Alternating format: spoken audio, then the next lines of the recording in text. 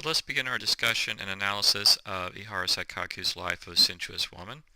And just some things to keep in mind as we go through this work, that this is unique for Saikaku. This is a first-person narrator. It's not told in third person. And the first-person narrator really helps to connect the tales together. And I would say this is a more mature work from him. It has a little bit more of the literary depth and psychological realism than some of his other works. Keep in mind too that not all the scenes are from the actual narrative are included in our Northern edition. Our Northern edition of the narrative is abridged, so they left out some things. For example, there's one scene where the narrator has this vision of these 95 childlike figures, and each child is wearing a hat that's like a lotus leaf, and each one is stained with blood from the waist down. And critics see this as this vision that the narrator has of all of her children that could have been conceived but were aborted. There's also a later scene where she's a streetwalker. She's really sunk further down the hierarchy of courtesans, and she's a streetwalker, and not even a single man is interested in her when she's much older. And then we later have that scene, that kind of Buddhist spiritual scene that ends our Northern version of the tale. In my opinion, the opening of this story is one of the great openings in all of literature. And you can really tell here that Ihara Saikaku is a master poet. He was a master of the haikai, the linked haiku poetry. And it also has, it's almost hallucinatory. It has this almost a sense that we get later with magical realism in Latin America. Um, and the violence of the senses, the desire, is just some gorgeous writing here. Um, a beautiful woman, many ages have agreed, is an axe that cuts down a man's life. And it really establishes a sense of the transitoriness of life, the transitoriness of desire, and which ties into the ukiyo-e, the artwork, and the floating world idea of desire is suffering. This hallucinatory aspect of love is seen with the two young men who are confused, and they're coming to her. She's kind of like this Dr. Ruth Yoda figure here out in nature.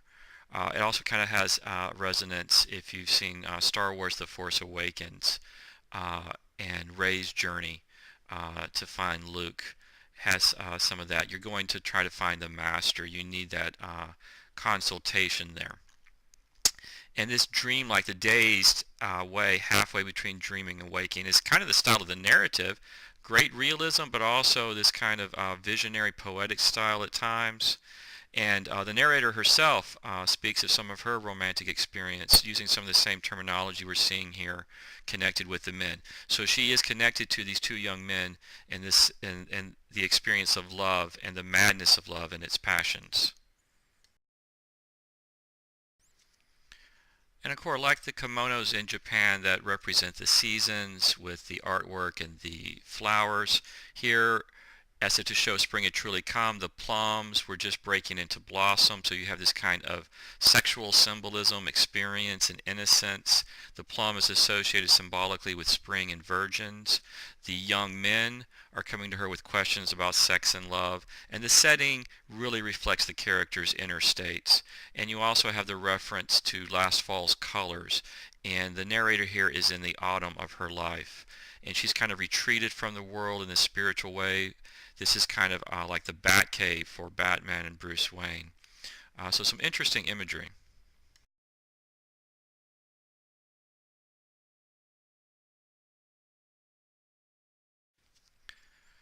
Notice in this opening setting that the water is clear and symbolically pure here, and we're going to have other references to water, clarity, purity, etc. The frost touched is representing that kind of grayness, but notice the connotation here of frost is connected to nature. It's more positive rather than a negative sort of association. Kind of think of a female George Clooney in this aspect. And it's really just a sensory, sensual overload in the description, much like the ukiyo-e art prints, really. It has that feel and texture of the haiku, the poetry. Notice the male sexism, that they assume it's going to be a male monk that greets them, but instead it is an old woman, and she has a refined beauty, the sophisticated. She's stylish even at her age. Another interesting point to note is that her sash is tied in front, which is still in the manner of a courtesan. So she still has that history in some way. Now notice the narrator is wearing this robe that has a chrysanthemum pattern. The chrysanthemum is a symbol of the sun, and the Japanese consider this the orderly unfolding of the petals to represent perfection. Confucius has this idea of the chrysanthemum as an object of meditation. It's said that even a single petal of this flower placed at the bottom of a wine glass will encourage a long and healthy life. It's also identified with autumn, which goes along with the narrator and her point at this stage in her life. Um, so it's associated with the fall, with rest after harvest, periods of quiet contemplation. You can see how this ties into the setting here with the narrator, with retreat, withdrawal. It's also linked to longevity and happiness in Japanese culture.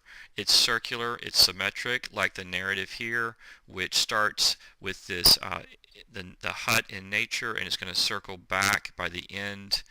With the narrator, we kind of get how she gets to this particular stage, kind of how in Star Wars you have Yoda after the fall of the Republic, how he ends up on Dagobah. And even today, this is a symbol of the Japanese imperial family.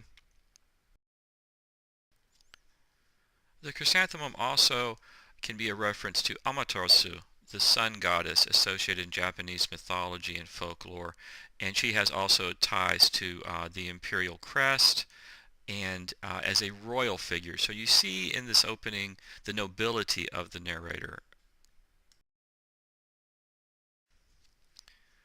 And the symbolism of the setting continues with to the crossbeam above the front of what seemed to be her bedroom was attached a weathered plaque that read Hut of a Sensuous Hermit. A scent of incense lingered in the air. So you have this idea that she has experienced all of these things. That weathered plaque is representative of her own life. And it's also interesting that it is close to the bedroom, and this is her sensual experiences, her various relationships over the course of the narrative. And also, all of this has become a temple, basically. There's a scent of incense that's lingering in the air. The story itself becomes, in a sense, a temple, a spiritual kind of story. And here in the beginning, as she's talking to the two young men, she gives some of that backstory. I was the one, who invented the version of the Shimada hairstyle. It became quite stylish. And this goes along with, again, the ukiyo-e, with the very specific depictions of the fashion styles of that time in those woodblock prints, all the different seasonal patterns on the kimonos, etc. It was very much kind of a Instagram of the day, if you want to look at it that way, with the fashions, the culture, etc. You can see the story of the life of Sensuous Woman from a variety of perspectives. One view of the story sees it as a descent where the narrator is going down the levels of society till she's on the street at one of the lowest points. And like Huckleberry Finn, Mark Twain's classic work, you see the hypocrisy of society, and Huck Finn at the end of that particular story has had enough. He goes off into nature, into the wilderness, much like the narrator of this story. This is an opportunity for the author to critique all levels of his society of his time, its materialism, its religious hypocrisy, etc.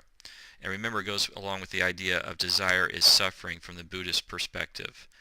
At the same time as this descent, though, the narrator is learning, and you can see it as a spiritual growth, much like the lotus symbol that ends the narrative. She learns from all these romantic and sexual encounters, beginning with the doomed love affair with the samurai that ends in his death, the Buddhist priest. Um, Kyoto here serves as the cultural capital. It's very much kind of like Paris. And in fact, in World War II, Kyoto was chosen not to be bombed with nuclear weapons by the United States due to its historical and cultural significance. And notice as the narrator recounts these experiences in love, she has those emotions. she began to relate as if in a dream, the shifting mist. For 4 or 5 days, I couldn't tell whether I was sleeping or awake with the affair with the samurai. So you see that kind of sense that Ihara Saikaku really kind of conveys with this story of love and passion. And again, one of the central issues of this narrative is the narrator actually pure or impure from these experiences. In the beginning of the tale, at this point, she was still a flower in bud, but after that, she had so many experiences that the pure water of her mind turned completely the color of sensuous love. The water will never be clear again. But this is also the question we get at the end of the narrative, and it's really what I think makes this work so fascinating and interesting, is you can kind of argue different perspectives on her character. Does she change and grow and become a spiritual person or not? You can argue both perspectives. So keep in mind that Ihara Saikaku came from a merchant family, and there are sections of the work that could be interpreted obviously from a feminist interpretation, but also from a Marxist interpretation, which looks at the effect of money, material objects in works of literature. So notice how the women are treated as objects. They are objectified and translated into currency, and we have that at several points in this work. With the amount of money, the debt that they carry on, with these elaborate trappings to try to get clients, etc. And they can really get out of debt. They're really imprisoned in this world, basically. And this is the opposite of this kind of romanticized marketing you have with the ukiyo-e prints that we saw in other parts of this presentation. So you kind of have the beginnings here of this kind of proto-realism where the author is really sort of attacking the society of the time in showing that kind of specificity of detail.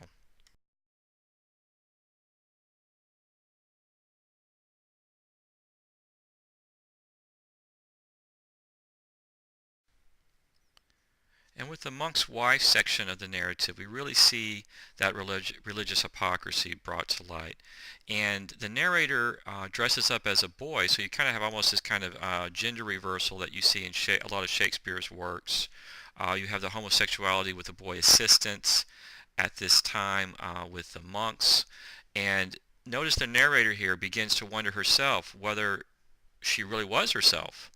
And so you see a little bit deeper sort of questioning of her own identity. And notice too, with the jester and her as they go around and they switch everybody over to the woman-loving sect as they call it, and there's not a single monk who doesn't convert to that. So you're really seeing that sort of attack on the society and the social structure.